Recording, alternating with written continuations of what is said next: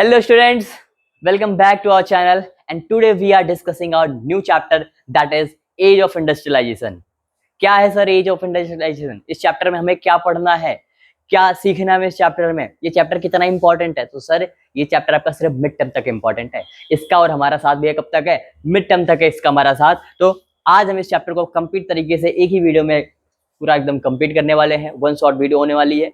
तो भैया जाना मत कहीं पे, जो एग्जाम ओरिएंटेड पॉइंट्स है इसमें ज्यादा इसमें फालतू की बकवास नहीं रखी है, जो आपके एग्जाम ओरिएंटेड पॉइंट्स हैं वही सारी चीजें इसमें हमने ऐड करी है। तो आइए स्टार्ट करते हैं बिना टाइम को वेस्ट किए हुए, और ध्यान से समझना भाई, अपनी कॉपी निकाल लो, ये नोट्स आप बनाते चलना क्योंकि बहुत ज्यादा इंपॉर्टेंट नोट्स होने वाले हैं। ठीक है, इस नोट्स से आपका एनसीईआरटी के बाहर नहीं है, अधिकतर जो लाइन से जो नोट्स हैं ये आपके एनसीईआरटी बुक्स से ही है। ठीक है, तो या तो आप नोट्स बना लो या तो फिर आप एनसीईआरटी बुक ले लो, उसमें आप अंडरलाइन करते चलो, हाईलाइट करते चलो। ठीक है, मैं नहीं कह रहा हूँ कि आप लिखो ही, आप एनसीईआरटी बुक ले लो, ये जो पॉइंट्स आपको दिखे अपने एनसीईआरटी में उसको आप अंडरलाइन कर लो, हाईलाइट कर लो। ठीक है, तो ये स्टार्ट करते हैं कि सबसे पहले हम देखते हैं इंडस्ट्रियल रेवोल्यूशन से पहले की टाइम क्या होता भैया, कि जब इंडस्ट्रीज नहीं आई थी। ठीक है, जब इंडस्ट्रीज नहीं आई थी तब क्या हालत था, और जब इंडस्ट्रीज आ गई उसके बाद क्या हालत हुआ, सारी चीजें हम यहाँ पे डिस्कस करने वाले हैं। तो यहाँ पर देखियो सबसे पहले क्या आता है, प्रोटो इंडस्ट्रियलाइजेशन। एक टर्म आती है भैया क्या, प्रोटो इंडस्ट्रियलाइजेशन। अब प्रोटो इंडस्ट्रियलाइजेशन क्या होता है, बहुत ज्यादा आपके क्वेश्चन आ सकते हैं प्रोटो इंडस्ट्रियलाइजेशन का 1-2 नंबर में। तो प्रोटो इंडस्ट्रियलाइजेशन होता है सर कि जहां पर क्या होता है, कि जहां पर आप क्या करो भैया, कि जब फैक्ट्री सेटअप नहीं हुई है, ऐसा टाइम पीरियड जहां पे फैक्ट्री सेटअप नहीं हुई, उसके बाद भी यहाँ पे क्या हो रहा था, चीजों का, गुड्स का प्रोडक्शन हो रहा था, तो हम क्या बोलते हैं, प्रोटो इंडस्ट्रियलाइजेशन। क्या बोलते हैं कि एक ऐसा phase, a phase when there was large scale industrial production for an international market which was not based on factories। पता है क्या भैया, कि लार्ज स्केल पे इंडस्ट्रियल प्रोडक्शन हो रहा था, लार्ज स्केल पे यहाँ पे प्रोडक्शन हो रहा था गुड्स का, किस लिए, इंटरनेशनल मार्केट में सोल्ड करने के लिए। और वो सारी चीजें फैक्ट्रीज पे बेस्ड नहीं थी। किस पे बेस्ड नहीं थी सर, फैक्ट्रीज पे बेस्ड नहीं थी, मतलब वहां पे फैक्ट्रीज नहीं हुआ करती थी। ठीक है, उसके बाद हम देखें प्रोटो इंडस्ट्रियलाइजेशन सिस्टम क्या था भैया, प्रोटो इंडस्ट्रियल सिस्टम क्या था, was a part of network of commercial exchange. भैया क्या था, एक कमर्शियल एक्सचेंज का एक नेटवर्क था, मतलब कि ऐसा एक्सचेंज जहां पे आपको पैसे कमाने के लिए आप उस एक्सचेंज को कर रहे हो, तो उसका एक नेटवर्क था जिसे हम क्या बोलते हैं, प्रोटो इंडस्ट्रियल सिस्टम बोलते हैं। क्या बोलते हैं सर, प्रोटो इंडस्ट्रियल सिस्टम बोलते हैं। अब उसके बाद हमने देखा इन 17 और 18 सेंचुरी में जो मर्चेंट हुआ करते थे वो कहाँ मूव कर रहे हैं भैया, टाउन से कहाँ जा रहे हैं भैया, टाउन से कंट्री साइड जा रहे हैं, टाउन से, ठीक है, टाउन से कंट्री साइड जा रहे हैं। किस लिए जा रहे हैं, मतलब गांव की तरफ थोड़ा बढ़ रहे हैं, शहर से बाहर जा रहे हैं। क्यों, to supplying money to peasants and artisans and persuading them to produce for an international market. पैसा लेके, ठीक है, सामान लेके, रॉ मटेरियल लेके, पैसा लेके जाएंगे कंट्री साइड, वहां पे जो वीवर्स हैं, वहां पे जो आर्टिसंस हैं, उनसे मिलेंगे, कहेंगे सर यार मेरे को ना इंटरनेशनल मार्केट के लिए कुछ सामान भेजना है, मेरे को इंटरनेशनल मार्केट के लिए कुछ सामान भेजना है, तो मैं आपको कुछ ऐसे पैसे दे रहा हूँ, आप उसको प्रोडक्शन कर दो उस चीज का, फिर मैं आके आपसे ले लूंगा। ठीक है, तो कंट्री साइड पहुंचे। उसके बाद with the expansion of world trade, अब जैसे जैसे यहाँ पे वर्ल्ड ट्रेड का एक्सपेंशन होने लगा, मतलब कि ट्रेड बढ़ने लगा, तो वैसे वैसे क्या होने लगा कि जो कॉलोनीज थी, ठीक है, अलग अलग जो कॉलोनीज थी वहां पे अलग अलग पार्ट में वर्ल्ड के, तो वहां पे क्या भैया, उसका डिमांड बढ़ने लगा। The demand for goods increase भैया, डिमांड भैया जैसे जैसे किसी कोई भी ट्रेड बढ़ता है, कोई व्यापार बढ़ता है, उसका गुड्स, उसके गुड्स का डिमांड बढ़ता है। यहाँ पे क्या होने लगा सर, डिमांड बढ़ने लगा। But merchant could not expand production with in towns because urban craft and trade guilds were powerful. देखो क्या हुआ कि एक तो जो टाउन्स में ये लोग फिर भी, मतलब डिमांड बढ़ी, लेकिन फिर भी टाउन्स में ये लोग क्या कर रहे थे, ये टाउन्स में भी अभी भी प्रोडक्शन उतना था बढ़ा नहीं रहे थे। क्यों नहीं बढ़ा रहे थे, क्योंकि सर जो अर्बन क्राफ्ट था, ठीक है, अर्बन क्राफ्ट था, जो ट्रेड गिल्ड्स थे वो अभी भी पावरफुल थे, मतलब वही प्रोडक्शन कर रहे हैं, इन तक बात ही ना पहुंच रही है, कह रहे तुम बैठे रहो भैया, हम कर लेंगे, तुम आराम से बैठो, कोई दिक्कत नहीं है। ठीक है, अब आते हैं रिलेशनशिप डेवलप। भैया सिंपल सा है कि जब आप किसी के साथ ट्रेड करोगे, लगातार व्यापार करोगे किसी के साथ, ठीक है, किसी के साथ कोई डील करोगे, तो उसके बाद धीरे धीरे आपकी रिलेशनशिप आपके बेहतर होते रहते हैं उसके साथ, उसके बाद जो आपका रिलेशन है वो बढ़िया बेहतर होते लगता है। तो यहाँ पे हमने देखा कि टाउन्स और कंट्री साइड का रिलेशन बढ़िया होने लगा। क्यों, क्योंकि मर्चेंट्स आते थे भैया, टाउन्स वाले मर्चेंट आते थे कहाँ पे, कंट्री साइड में, कंट्री साइड वाले डिपेंड थे टाउन्स पे, क्योंकि जब तक टाउन्स वाले नहीं आएंगे, ट्रेडर्स नहीं आएंगे उनके पास, तो इनको कोई जॉब नहीं मिलेगी, ठीक है, इनको कोई काम नहीं मिलेगा। और अगर वीवर्स आर्टिसन ना हो तो जो टाउन्स वाले हैं उनको उनका कोई काम नहीं करेगा, है ना। तो दोनों बीच में, दोनों क्या है, एक दूसरे की जरूरत थी, इसलिए दोनों एक दूसरे के बीच में उनका जो रिलेशनशिप था वो बढ़िया था। अब मर्चेंट क्लॉथर इन इंग्लैंड, देखो सिंपल सा है कि यहाँ पे उस टाइम पे चीजें बनती कैसी थी, उस चीज पे कैसे, मतलब फैक्ट्री नहीं थी फिर भी कैसे प्रोडक्शन होता था। यहाँ पे एक एग्जांपल दिया है, जैसे क्या लिखा, a merchant clothiers in England. England में एक मर्चेंट था क्लॉथ का, तो वो क्या करता था भैया, वुल को परचेस करता था कहाँ से, वुल स्टेपलर से। वुल को वुल स्टेपलर से परचेस किया और इसको लेकर गया भैया स्पिनर के पास। कहाँ पे ले गया, स्पिनर के पास, जिसे आप यार्न कहते हो। क्या बोलते हो, मतलब स्पिनर क्या कहते हैं, जैसे आपके पास वुल है, रॉ वुल है, अब आपने क्या करा, उसको ले गए स्पिनर के पास, उसको वो क्या करेगा, धागे में बना देगा, थ्रेड में बना देगा, ठीक है। और उसके बाद में उसको ले जाके वीवर्स के पास ले जाते हैं, फुलर्स के पास ले जाते हैं, और उसको फिर डायर्स के पास ले जाते हैं, ठीक है। मतलब सबसे पहले वुल को खरीदा वुल स्टेपलर से, फिर उसको लेकर हम कहाँ गए, ये उसको लेकर गए स्पिनर के पास, उसको धागा बनाया गया। उस धागे को क्या करा भैया इन्होंने, उसको धागे को भैया और ज्यादा अलग अलग स्टेज में उसका और ज्यादा प्रोडक्शन करा, फिर उसको वीवर्स के पास पहुंचा, फुलर्स के पास, और देन उसके बाद ड्रायर्स के पास, उसके बाद फिर इसको फिनिशिंग सेंटर भेज देते थे। कहाँ पे भेजते थे सर, फिनिशिंग सेंटर। अब फिनिशिंग सेंटर कहाँ पे था भैया, लंदन में था। फिनिशिंग सेंटर कहाँ पे था, लंदन में था। यहाँ पे आके भैया उसकी फिनिशिंग होती थी चीजों की, और फिर उसको ले जाके कहाँ बेचते थे, इंटरनेशनल मार्केट में बेच देते थे। ये पूरा प्रोसेस था जब फैक्ट्रीज नहीं आई थी, तब ऐसे प्रोडक्शन होता था। जब फैक्ट्रीज नहीं आई थी तो एक जगह प्रोडक्शन नहीं होता था, जगह जगह पे प्रोडक्शन होता था, एक जगह से दूसरी जगह लगातार ये मूव करते रहते थे, ठीक है। अब इसके बाद क्या हुआ सर, इसके बाद आते हैं कमिंग ऑफ द फैक्ट्रीज। अब फैक्ट्रीज आती है, तो फैक्ट्री जब तक नहीं आई थी तो हमने डिस्कस कर लिया था भैया कि क्या चीजें कैसी थी, लेकिन अब जब फैक्ट्रीज आ गई तो अब यहाँ पे कैसे क्या चीजें रही, ठीक है। तो हमने देखा बाई 1730s, बाई 1730s यहाँ पे सबसे पहली फैक्ट्रीज आती है भैया कहाँ पर, इंग्लैंड में, ठीक है। 1730 में इंग्लैंड में पहली फैक्ट्री आती है, और जो सबसे पहला सिंबल था प्रोडक्शन का वो क्या था भैया, कॉटन था। मतलब सबसे पहले इसमें किस चीज की फैक्ट्री है, किस चीज का प्रोडक्शन होने लगा, कॉटन का। और 19th सेंचुरी में कॉटन का जो प्रोडक्शन था वो और ज्यादा क्या हो गया सर, और ज्यादा बूम्ड हो गया, और ज्यादा बढ़ गया, ठीक है। और 1760 के टाइम पे क्या हुआ सर, ठीक है, देखो एक इसमें आपको डेटा दिया गया क्या, कि जो 1760 था इस टाइम पे 2.5 मिलियन यहाँ पे पाउंड्स ऑफ रॉ कॉटन को इंपोर्ट करते थे। मतलब कि क्या होता कि 1760 में क्या हुआ कि 2.5 मिलियन पाउंड्स यहाँ पे सिर्फ रॉ कॉटन मंगाते थे। लेकिन 1787 के टाइम पे, कब, 1787 के टाइम पे ये जो इम्पोर्टेंट था, जो इंपोर्ट करते थे चीजों को, वो बढ़ गया। वो कितना करने लगे, 22 मिलियन पाउंड्स।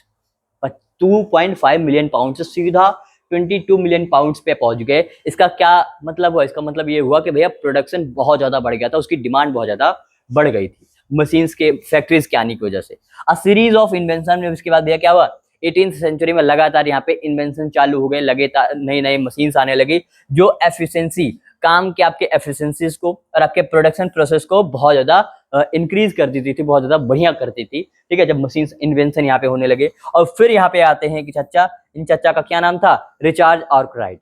इन चच्चा का क्या नाम था सर, रिचार्ड आर्कराइट थे। ये आए भैया और इन्होंने पहले क्या बनाई भैया, कॉटन मिल इन्होंने क्रिएट करी। क्या क्रिएट किया इन्होंने, कॉटन मिल बनाया। तो आपसे एमसीक्यू में पूछ सकते हैं भैया कि कॉटन मिल किसके द्वारा क्रिएट किया गया था, तो आप बोलोगे सर कॉटन मिल्स यहाँ पे रिचार्ड आर्कराइट के द्वारा यहाँ पे क्रिएट किया गया था। क्लियर हुआ तक। अब इसके बाद आते हैं भैया कि पेस ऑफ इंडस्ट्रियल चेंज। अब मैंने आपको बताया, क्या बताया मैंने आपको, कि बहुत ज्यादा यहाँ पे इन्वेंशन होने लगा, और इन्वेंशन जब होगा तो मशीन्स बनेंगी, और जब मशीन्स आएंगे तो इंडस्ट्रियल चेंज होंगे नहीं होंगे, उसमें स्पीड आएगी। तो क्या लिखा कि इसका क्या मतलब हुआ, how rapid was the process of industrialisation.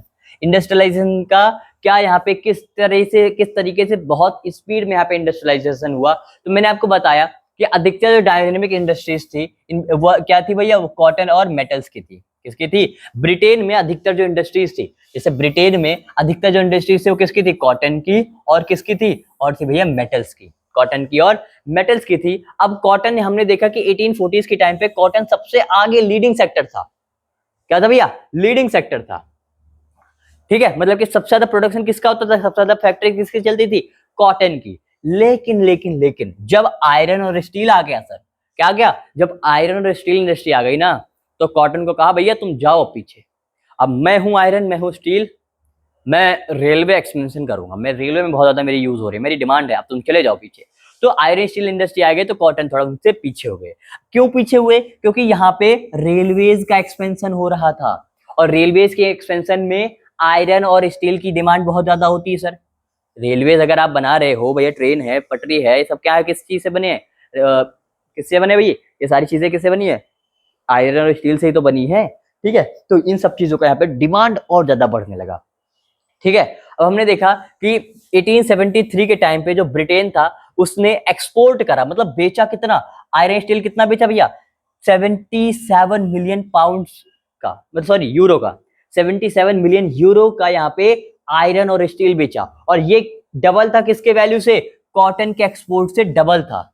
क्या था सर, कॉटन का जितना भी आपने एक्सपोर्ट करा था ना उस टाइम पे, उसका डबल यहाँ पे एक्सपोर्ट कर दिया गया, किसका, आयरन और स्टील का, कितना, 77 मिलियन पाउंड, सॉरी पाउंड नहीं, बार बार बोल रहा हूँ यार, यूरो यहाँ पे। ठीक है, क्लियर हुआ यहाँ तक, क्लियर हुआ ना कि स्टील और आयरन आने से पहले कॉटन इंडस्ट्री यहाँ पे डोमिनेट करती थी, लेकिन जैसे ही स्टील और आयरन इंडस्ट्री आ गई तो कॉटन क्या हो गई, पीछे हो गई, और ये दोनों आगे चल गए, ये दोनों चच्चा क्या हो गए, आगे बढ़ गए। ठीक है, अच्छा पेस ऑफ इंडस्ट्री, अब इसमें देखा तो new industries could not easily, अब मुझे बताओ कितनी भी नई इंडस्ट्री आ जाए, कितनी भी नई इंडस्ट्री आ जाए, क्या वो पुरानी इंडस्ट्रीज को एक साथ में हटा के डिस्प्लेस कर देगी, बिल्कुल नहीं। कितनी भी नई इंडस्ट्रीज आ गई, ठीक है, कितने भैया नए नए एक्टर्स आ जाते हैं, मान लो आपके बॉलीवुड में बहुत सारे नए एक्टर्स आ रहे हैं, क्या वो सारे नए एक्टर्स तुरंत जो पुराने एक्टर्स हैं उनको एक साथ रिप्लेस कर देंगे, बिल्कुल नहीं कर सकते, है ना। वही सेम चीज यहाँ पे बताया गया कि कितनी भी नई इंडस्ट्रीज बना लो भैया, कि जो, लेकिन जो ट्रेडिशनल इंडस्ट्री हो उतनी जल्दी से आप उसको डिस्प्लेस नहीं कर सकते। जैसे हमने देखा at the end of 19th century less than 20% of total workforce was employed in the technologically advance industries. क्या बोला गया कि 19th सेंचुरी के एंड पे भी आपने देखा कि सिर्फ मतलब 20% या 20% से कम लोग कहां पे थे, टेक्नोलॉजिकली एडवांस इंडस्ट्रियल सेक्टर में थे। मतलब कि जहां पे आप जो मॉडर्न इंडस्ट्रीज ला रहे हो, बढ़िया बड़े इंडस्ट्रीज ला रहे हो, वहां पे सिर्फ 20% या उससे भी कम लोग यहाँ पे एम्प्लॉयड हैं। तो इसका मतलब क्या है कि 80% या उससे ज्यादा कहां पर है, इंडस्ट्री उसमें ट्रेडिशनल इंडस्ट्रीज में जो पहले के टाइम पे चलती थी।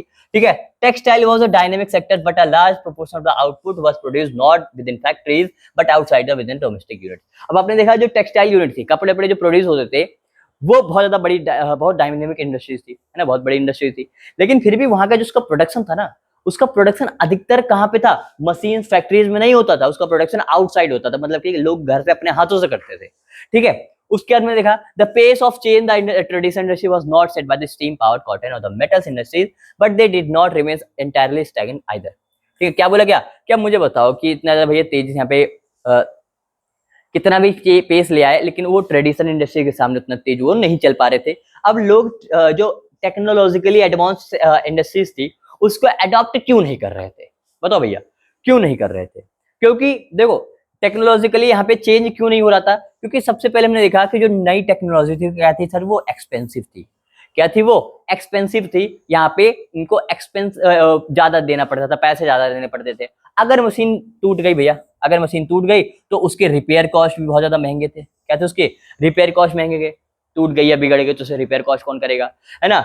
उसके बाद there was no as effective as their inventors and manufacturer claim. और एक चीज और था कि जितना भैया सिंपल सा कोई मशीन आती है मार्केट में, तो जितना उसके फैक्ट्रीज वाले हैं, जितना उसके मैन्युफैक्चरर क्लेम करते हैं कि इतना इफेक्टिव है, क्या उतनी होती है, नहीं। तो वही सेम चीज इसके साथ भी था कि उतना ज्यादा वो इफेक्टिव नहीं थी। ठीक है, इसलिए भी लोग इसको यूज नहीं करते थे।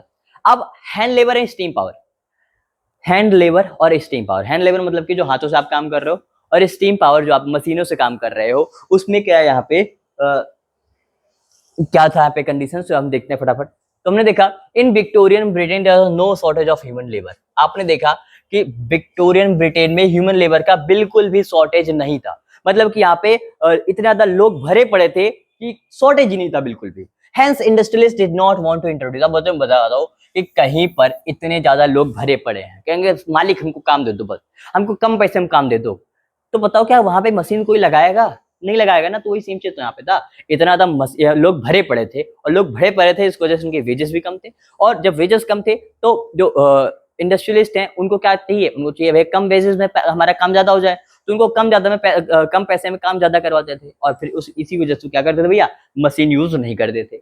बहुत सारे इंडस्ट्रीज थी जहां पर क्या था सर, डिमांड थे लेबर के, वो सीजनल थे। अब मुझे बताओ कि जब डिमांड सीजनल रहेगा, जब डिमांड सीजनल रहेगा, तो यहां पर बताओ क्या आप मशीन खरीद लो, मशीन तो आपको पूरे साल मेंटेनेंस उसकी करनी पड़ेगी, पूरे साल उसका आपका खर्चा उठाना पड़ेगा। लेकिन जो सीजनल वर्कर है, जो कोई कुछ इंडस्ट्री जो सीजन के हिसाब से चलती है, तो क्या पूरे साल वो जिस सीजन उनका काम नहीं उस सीजन भी वो खर्चे उठाएंगे नहीं, इसलिए वो क्या करते थे, वो कहते हैं भैया हम हैंड लेबर को बुला लेंगे, मजदूरों को बुला लेंगे, हमें फालतू का खर्चा नहीं करना है। इन विक्टोरियन ब्रिटेन आप देखो भैया, ब्रिटेन में देखो जो अपर क्लास थे, मतलब जो पैसे वाले थे, पैसे वाले क्या करते थे, वो क्या प्रेफर करते थे भाई कि हैंडमेड हमें चाहिए, क्या चाहिए, हैंडमेड गुड्स चाहिए। और हैंडमेड गुड्स किस चीज को शो करता था, रिफाइनमेंट और क्लास को, रॉयल्टीज को शो करता था, क्योंकि हाथों से बनी चीजों में ज्यादा बढ़िया फिनिशिंग आती है, बहुत बढ़िया रॉयल्टी आती है उसमें, है ना। तो लोग वैसे भी डिमांड करते जो अमीर लोग थे। In countries with the labour shortage, अब जहां पे लेबर शॉर्टेज था सर,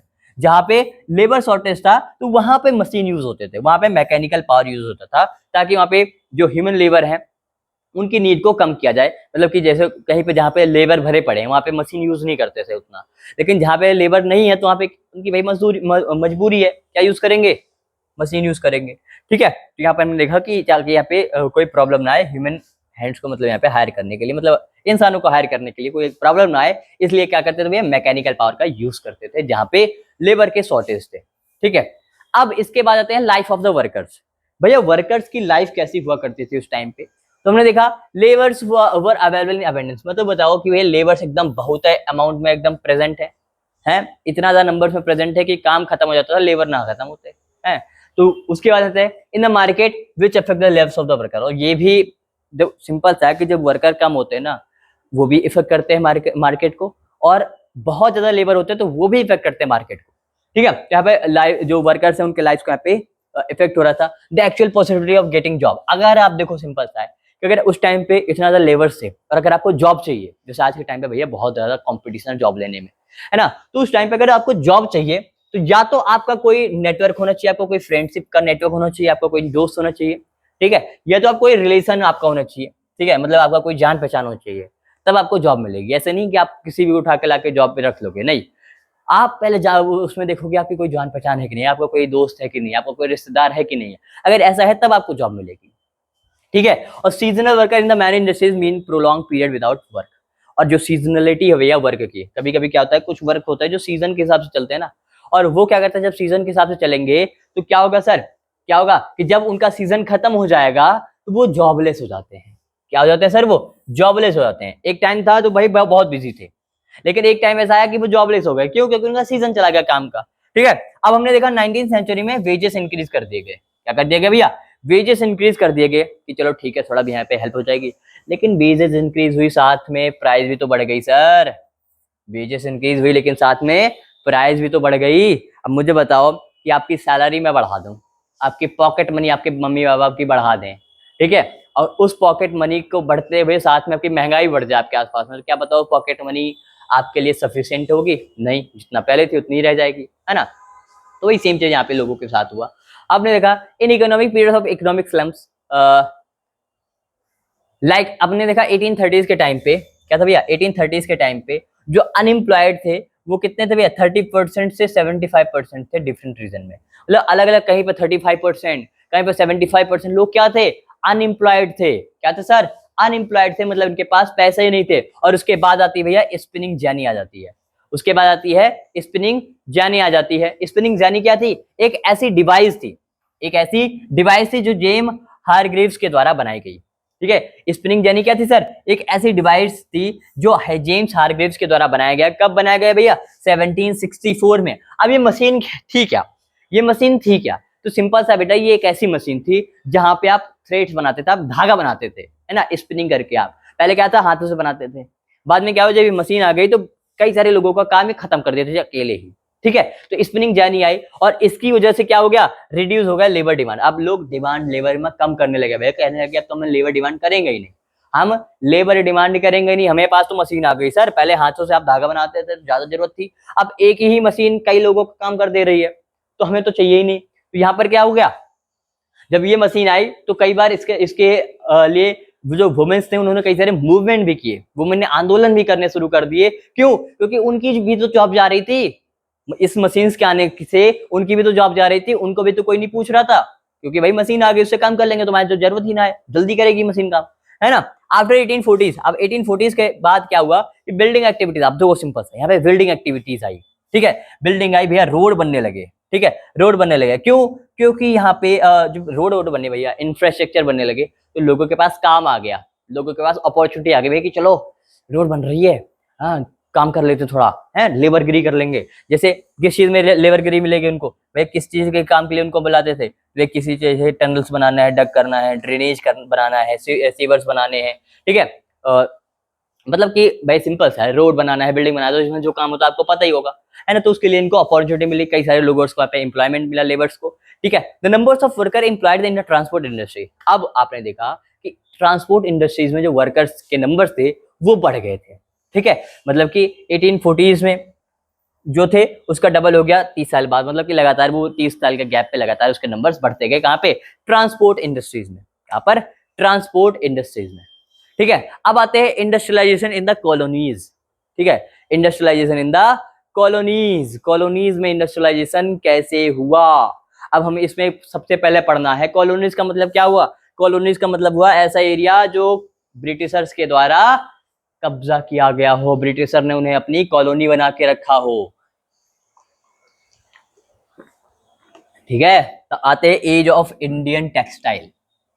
इंडियन टेक्सटाइल का क्या एज रहा भैया, तो यहां से देखते हैं क्या लिखा गया कि before the age of machine. देखो मशीन इंडस्ट्रीज के आने से पहले यहाँ पे सिल्क और कॉटन गुड्स यहाँ पे इंडिया से डोमिनेट कर रहा था इंटरनेशनल मार्केट में। मतलब कि इंटरनेशनल मार्केट में अगर सामान जाना तो कहाँ जाएंगे? India, India, India. सिल्क मंगाना हो इंडिया, कॉटन मंगाना हो इंडिया, मतलब कुछ भी मंगाना हो हम इंडिया से मंगाते थे। मतलब इंटरनेशनल मार्केट में डोमिनेट करती थी इंडिया, ठीक है, सिल्क और कॉटन के लिए, ठीक है। और हमने देखा कि कई सारे से सी रूट्स थे, सी ट्रेड्स थे, जहां पे हम जिससे हम ट्रेड किया करते थे, जिससे हम ट्रेड किया करते थे। जैसे हमने देखा कि जो गुजरात है, ठीक है, सूरत है, सूरत पोर्ट है कहां पर भैया? गुजरात कोस्ट पे है। तो ये इंडिया को Gulf and sea Red Sea port से कनेक्ट करता था। जैसे जो ये है भैया, ये जो सूरत है ना, यहाँ से जो मान लो जो पोर्ट था सूरत पोर्ट, तो ये जो गल्फ एरिया जैसे उधर ईरान के साइड है, रेड सी है, तो वहां से कनेक्ट करता था। दूसरा हमने देखा मसूलीपट्टनम एंड कोरोमंडल कोस्ट, ठीक है। जो मसूलीपट्टनम है कोरोमंडल कोस्ट पे, मतलब यहाँ पे कहीं है ये, ठीक है। तो यहाँ पे जो मसूलीपट्टनम है और साथ में जो हुगली है बंगाल में, बंगाल में यहाँ पे कहीं हुगली होगी, ठीक है। तो जो हुगली है और जो मसूलीपट्टनम है, या ये क्या करते थे? साउथ ईस्ट एशिया के साथ ये अपना ट्रेड करते थे।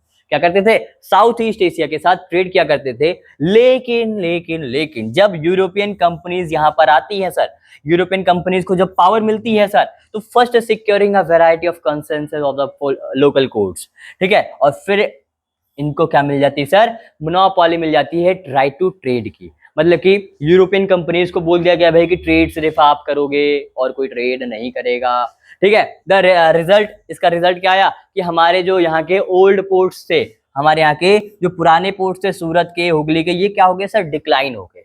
क्या हो गए? ये डिक्लाइन हो गए। और जो लोकल मर्चेंट्स थे ऑपरेटेड, जो मतलब कि लोकल मर्चेंट्स थे, वो भी डिक्लाइन हो गए भैया, क्योंकि उनका पोर्ट का यूज ही नहीं हो रहा है। उनका पोर्ट तो भैया अंग्रेजों ने कहा भाई हटाओ, हम अपने हिसाब से नया नया पोर्ट बनाएंगे, हमें पुराने पोर्ट्स यूज ही ना करने तुम्हारे, है ना। Export from these port. अब मुझे बताओ कि जब कोई पोर्ट खत्म हो जाएगा, पोर्ट बंद हो जाएगा, तो उससे जो एक्सपोर्ट होगा, लोग जब भाई सिंपल सा, जो कंपनी उधर ट्रेड कर रही है और ट्रेड बंद करते हैं, वो पोर्ट क्या हो जाएगा? बहुत जल्दी ही फेल कर जाएगा, मतलब बहुत ज्यादा एकदम बेकार हो जाएगा। और कई बार इतना ज्यादा बेकार हो गया कि जो लोकल बैंकर्स थे वो बैंक हो गए, मतलब एकदम सब चला गया उनका, सब छीन गया। क्यों? क्योंकि उनके पोर्ट्स बंद हो गए सर, उनके पोर्ट्स को खा गई East India Company. In the last year 17th सेंचुरी, हमने देखा 17th सेंचुरी में, देखो 17th सेंचुरी के टाइम पे 16 मिलियन यहाँ पे था, है ना। लास्ट में हमने देखा 16 मिलियन था। लेकिन जब कोस्टल जो ये सूरत पोर्ट था, मसूलीपट्टनम पोर्ट था, हुगली पोर्ट था, ये सारी चीजें तो था, तो ये सब ने क्या हुआ? ये सब एकदम बेकार हो गया। तो हमारा जो इम्पोर्ट, पहले एक्सपोर्ट जब हुआ करता था 16 मिलियन का, पहले इम्पोर्ट कितना होता था? 16 मिलियन का। अब कितना बच गया भैया? 3 मिलियंस का। तो कितना मिलियंस का यहाँ पे? 13 मिलियंस का यहाँ पे नुकसान हुआ, 13 मिलियन का यहाँ पे डिक्लाइन हुआ, है ना। किस वजह से? पोर्ट्स को के हाथ से जाने की वजह से, ठीक है। What happened to the weavers? Weavers के साथ क्या हुआ भैया बताओ? वीवर्स के साथ क्या हुआ? आपने ये तो पढ़ लिया। तो वीवर्स के साथ क्या हुआ? तो हमने देखा कि the East India Company stabilise political power. देखो जब हमारे ईस्ट इंडिया कंपनी हमारे पे पॉलिटिकल पावर यहाँ पे स्टेबलाइज करती है, तो उन्होंने क्या करा कि पहले के जो ट्रेडर्स और ब्रोकर्स थे, मतलब कि जैसे वीवर्स और कंपनी के बीच में, फैक्ट्रीज के वीवर्स और जो प्रोडक्शन है उनके बीच में कोई जो ब्रोकर्स हुआ करते थे, जो बीच में या मिडल मैन होते थे, उनको इसने सारे हटा दिया। कभी हटो तुम, हटो हटो हटो हटो। और क्या कहा कि अब हम जो डायरेक्ट कंट्रोल रखेंगे, वीवर्स में हम डायरेक्ट कंट्रोल रखेंगे, कोई मिडल मैन का हमें जरूरत ही नहीं है, कोई ब्रोकर का हमें जरूरत नहीं, सबको उठा के फेंक दिया। और उन्होंने क्या करा, गोमस्ताज को अपॉइंट किया। उन्होंने क्या किया, गोमस्ताज को अपॉइंट किया कि किसको सुपरवाइज करोगे सर जी, तुम वीवर्स को सुपरवाइज करोगे, तुम वीवर्स को देखोगे, वीवर्स काम कर रहे नहीं कर रहे हैं, उनसे सप्लाई कलेक्ट करोगे, और आप क्वालिटी ऑफ क्लॉथ को भी एग्जामिन करोगे। तो वीवर्स को इन्होंने अपॉइंट किया, किसने, ईस्ट इंडिया कंपनी ने। कहा कि जो गोमस्ताज को इन्होंने अपॉइंट किया, किसके लिए, वीवर्स के लिए। ठीक है, क्या कहा कि आप वीवर्स को सुपरवाइज करोगे, सही से काम कर रहे नहीं कर रहे हैं, उनसे जो सप्लाई वो करते हैं वो आप कलेक्ट करोगे, एंड लास्ट में क्या करोगे, जो क्वालिटी है क्लॉथ की उसको आप चेक करोगे। ठीक है, और साथ में यहाँ पे लोन्स भी प्रोवाइड करती थी ईस्ट इंडिया कंपनी। किस लिए, कि भैया आप रॉ मटेरियल परचेज करो प्रोडक्शन के लिए, अगर आप प्रोडक्शन कर रहे हो तो उसके लिए आप रॉ मटेरियल प्रोड्यूस करो, उसके लिए हम आपको लोन देंगे, उसके लिए हम आपको क्या देंगे, उसके लिए हम आपको लोन देंगे। ठीक है, आज उसके बाद हमने देखा कि द प्रोड्यूस क्लॉथ, आप देखो वीवर्स ने जो प्रोडक्शन कर दिया, जो चीजें प्रोड्यूस हो चुकी उसको ले जाके किसको देते थे, गोमस्ताज को देते थे। अरे सर गोमस्ताज सर, ये आपका प्रोडक्शन हो गया, ले जाओ, हमारे पैसे दे दो यार थोड़ा सा, है ना। उसके बाद में in many weaving villages there was a report of clashes between. कई बार क्या होता है, वीवर्स और गोमस्ताज के बीच में लड़ाई हो जाती थी, क्लास हो जाते थे। अरे तुम हमको पैसा कम दे रहे हो, अरे हमको मालिक ने इतना बहुत देने के लिए, नहीं तुम खा जा रहे हो बीच में, ऐसे बहुत ज्यादा यहाँ पे दिक्कतें होती थी, कॉन्फ्लिक्ट हुआ करते थे। ठीक है, क्यों हुआ करती थी, क्योंकि देखा गया जो गोमस्ताज थे भैया वो आउटसाइडर थे, भैया बाहर से आ रहे हैं। और किसी भाई सिंपल से, अगर आप यहाँ पे किसी गाँव जाओ, आप अपने शहर से, और गांव में जाके किसी आपका पोस्टिंग हो, गांव के लोगों को आप सुपरवाइज करो, क्या गांव के लोग खुश रहेंगे आपसे, बिल्कुल नहीं रहेंगे, है ना।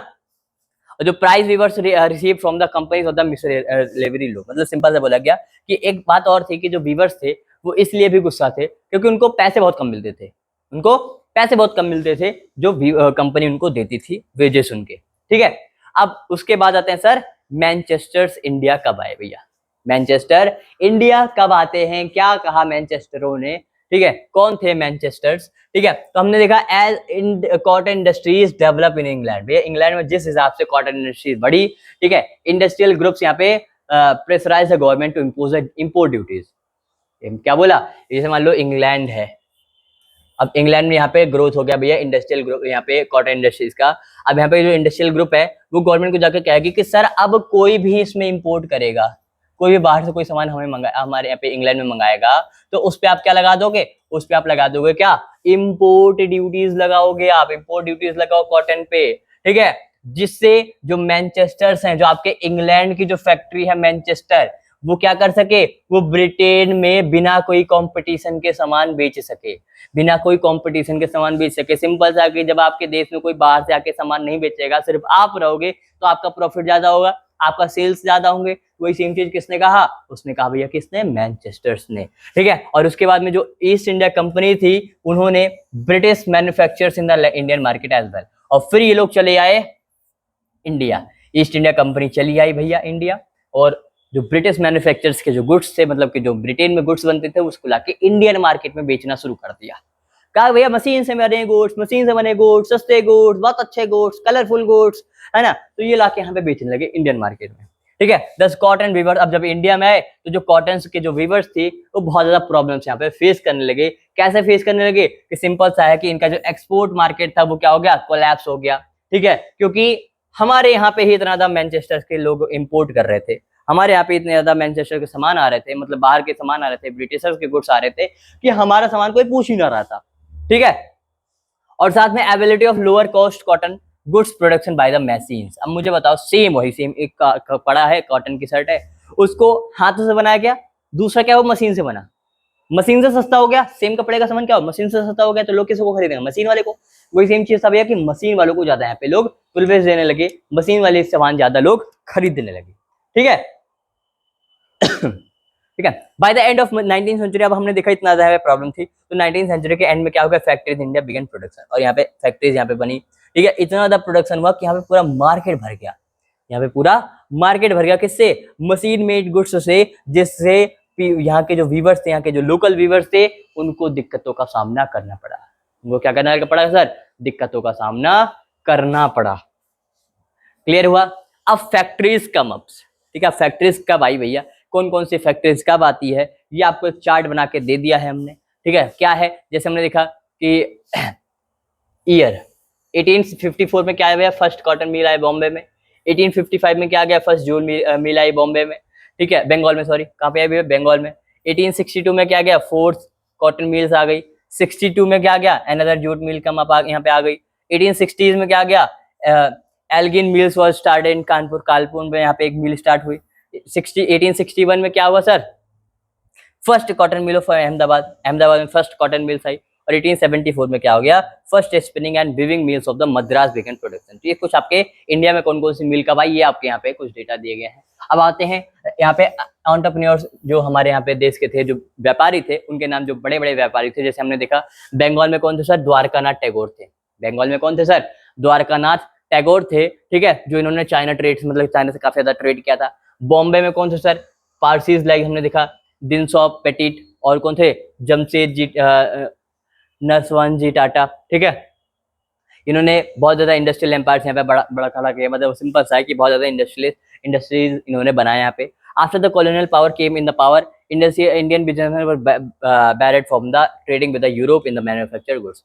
और जब इंडियन कॉलोनियल रूल आया तो इनसे बोला गया कि आप यूरोपियन मार्केट में, आप यूरोपियन से आप ट्रेड नहीं करोगे, ठीक है। उसके बाद where did the workers come up. अब मुझे बताओ आप कि जो वर्कर्स आते थे फैक्ट्रीज में, वो कहाँ से आते थे, वर्कर जो फैक्ट्रीज में आते थे वो कहाँ से आते थे, आप मुझे ये बताओ। तो सबसे पहले हमने देखा कि 1901 there were the 3,84,000 worker in Indian factories. आपने देखा कि 1901 में 3,84,000 वर्कर्स थे इंडियन फैक्ट्रीज में, और 46 तक आते आते ये नंबर कितना हो गया, 2 लाख, कितना भैया, नहीं 2,43,06,000, इतना ज्यादा नंबर बढ़ गया। पहले कितना था भैया, 3,84,000 था। बाद में क्या हुआ, 1946 आते आते 2,43,06,000 हो गया, है ना। अब इतने आए कहाँ से, तो भैया कहाँ से आते थे, जो इंडस्ट्रियल रीजन है, जहाँ पे इंडस्ट्रीज, उसके अराउंड जो डिस्ट्रिक्ट है, उनके अराउंड के जो जिले हैं, वहां से आते थे, ठीक है, आसपास से आते थे। Peasant and artisan who found no work in the villages, जो पीजेंट्स और वर्क आर्टिसन थे, जिनको विलेजेस में काम नहीं मिलता था, वो इंडस्ट्रियल सेंटर में आ जाते थे। किस लिए, जॉब के वर्क के सर्च में, भैया कि चलो इंडस्ट्रीज के पास ही चलते हैं, वहीं पे कोई ना कोई जॉब मिल जाएगी, है ना। गांव में जॉब ना मिली तो इंडस्ट्रीज में आ गए, ठीक है। Over 50% workers in the Bombay cotton industries in 1901 came from the neighbouring district. जो बता गया कि बॉम्बे में कहाँ से आए, बॉम्बे में भैया उनके जो नेबरिंग डिस्ट्रिक्ट थे, क्या नाम था, रत्नागिरी, वहां से आ गए।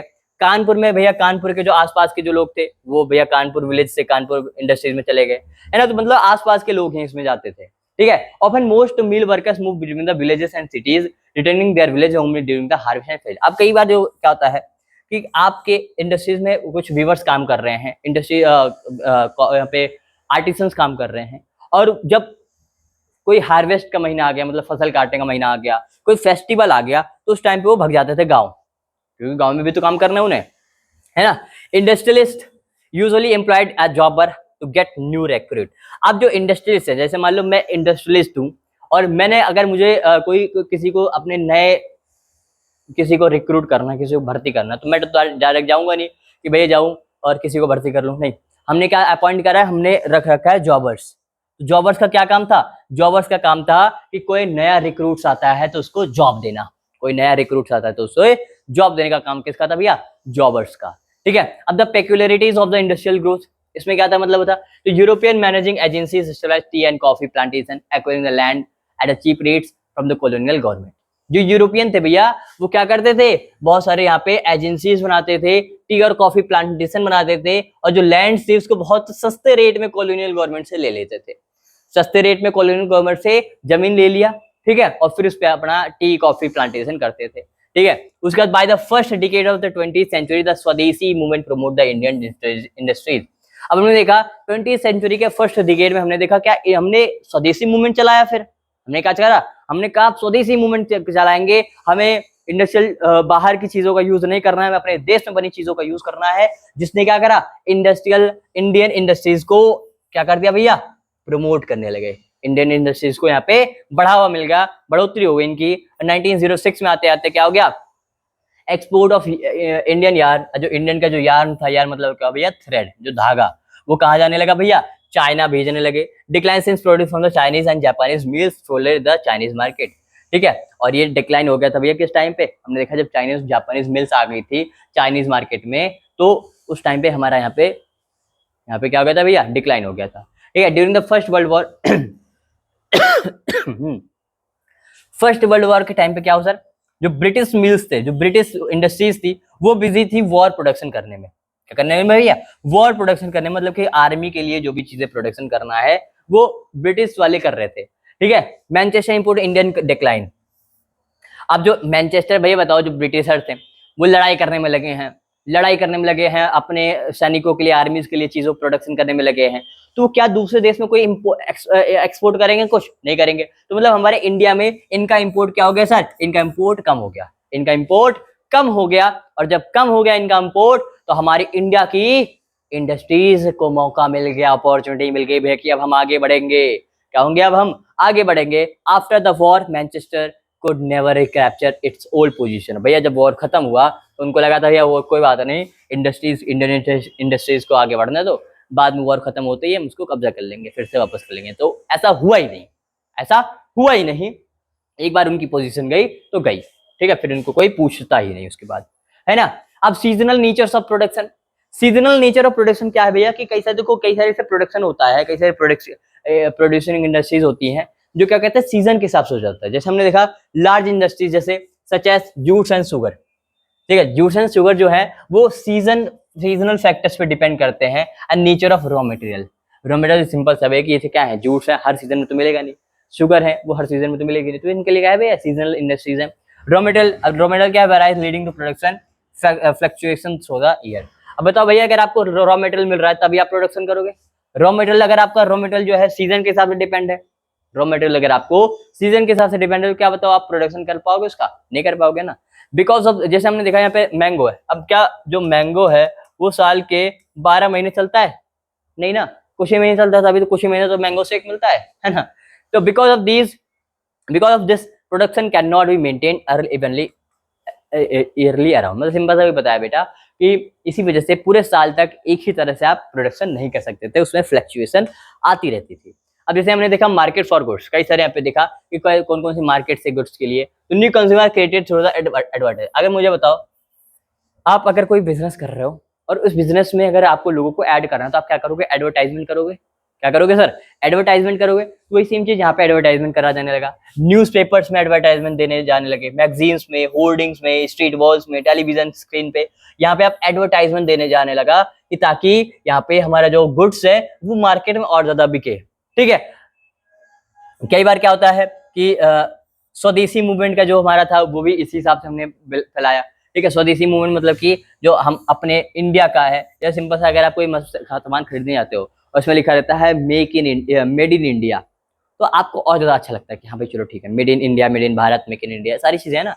तो वो जगह आप देखोगे तो वहाँ पे इस टाइप का है, जैसे Manchester industrialist put label on the cotton blunder. तो सिंपल सा है कि अगर देखो कोई भी जो मैनचेस्टर से बताया गया कि वो अपना कोई प्रोडक्शन करते थे कोई गुड्स का, तो वहाँ पे अपना लेबल लगा देते हैं मेड इन मैनचेस्टर। अगर आप उसे खरीदोगे तो आपको पता चलेगा हाँ भाई ये मैनचेस्टर का है, इसमें बढ़िया क्वालिटी का है ना। तो उसी हिसाब से यहाँ पे भी हमें क्या मिलेगा बेटा कि हमने भी एडवर्टाइजमेंट करना शुरू कर दिया। जैसे कई सारी चीजों में यहाँ पे क्या करना भैया, हमने यहाँ पे शुरू कर दिया। जैसे gripe water calendar for in 1928 by the M B. Dhurandhar. The image of baby Krishna was most commonly used to popularise baby products, ठीक है। यहाँ पे देखो जैसे बेबी प्रोडक्ट्स अगर आपको पॉपुलर करना है तो अभी बेबी कृष्णा मतलब हमारे जो कृष्ण जी हैं उनके बेबी फोटो को यहाँ पे लगा दिया गया कि भाई ये सामान किसके लिए है, बेबी प्रोडक्ट्स के लिए है, ठीक है। किसके द्वारा चालू किया बनाया गया था इसको, एम.बी. धुरंधर के द्वारा। और इंडियन मील कॉटन लेबल, जो Indian mill cotton cloth label है, इसमें क्या करते हैं, the goddess is shown offering cloth products in Ahmedabad mill in asking people to use things made in India. देखो यहाँ पर क्या है, जो गॉडेस बनी है वो क्या कर रही है, फोटो अपने कपड़े उठा मतलब जो कॉटन क्लॉथ है उठा के लोगों को दे रही हैं, और क्या मैसेज दे रही है साथ में कि भैया ये अहमदाबाद में बना है, मतलब कि ये इंडिया में बना है, तो आगे से आप मेड इन इंडिया आप यूज करोगे, ठीक है। तो ऐसे ही आपको ये बहुत सारी यहाँ पे फिगर्स दिए गए हैं, ठीक है। तो इसी के साथ आपका हो जाता है चैप्टर खत्म। तो thank you for watching lecture, और उम्मीद करता हूँ आपको चैप्टर पूरा समझ आ गया होगा, सारे पॉइंट्स आपको क्लियर होंगे। ये जो हमारा वन शॉट वीडियो था ये आपके एग्जाम ओरिएंटेड के हिसाब से मैंने बनाया है, ठीक है। तो इंपॉर्टेंट पॉइंट सारे इसमें ऐड कर दिए गए हैं। अगर कोई पॉइंट रह गया होगा या कहीं पे दिक्कत आई होगी तो कमेंट में जरूर बताना। तो मिलते हैं अगले लेक्चर में, तब तक के लिए अपना ध्यान रखना, अपने इस भाई का ध्यान रखना और याद करते रहना बराबर से। Thank you.